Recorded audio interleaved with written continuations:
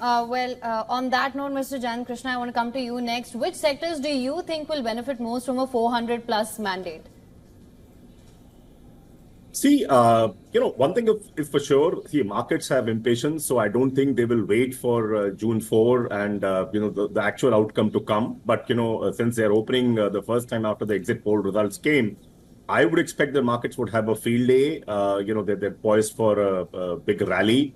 The sectors which I look forward having a lot of promise in next few days would be, the banking, financial services, not necessarily insurance, engineering, capital goods, infrastructure, automobile, because, as you would have seen in the recent months, I think there's a significant waiting list in the top end models of most manufacturers when it comes to four-wheelers, two-wheelers.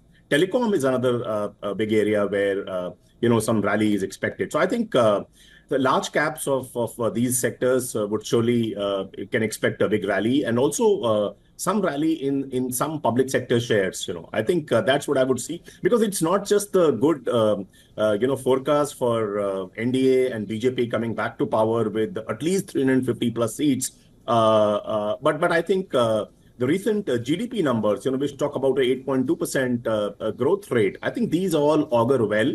And the continuity of, in terms from a policy making perspective, a regulatory certainty, I think these are all very, very nice things to happen. And we can surely expect a big rally. I would expect more to happen today than when the actual results pour in. Well, just to follow up on that, quick question on what is the next event post tomorrow, do you think, Jayant?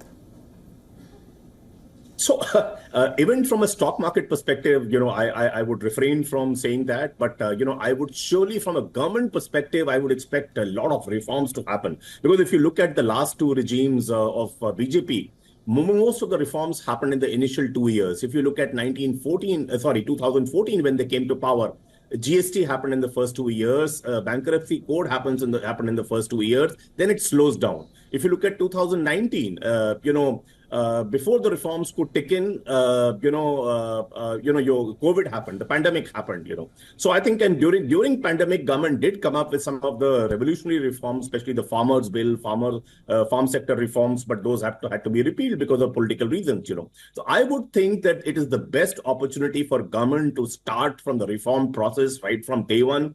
Some of the reforms are hinted in the first 100-day agenda of the government itself, which they had started, preparing for. So I would expect that, yes, land reforms, labor reforms, of course, some decodification did happen, but still on the ground, the labor reforms have not really favorably affected the business as they should have, because it is on the concurrent list. A lot of labor laws are applicable at the state government level, where not much change has happened. And of course, MSME reforms. So I think these reforms, to my mind, and a few others, if they start early in the process, it will be even better, not only from a stock market perspective, but also from, from a FDI perspective, more investments coming in and so on and so forth.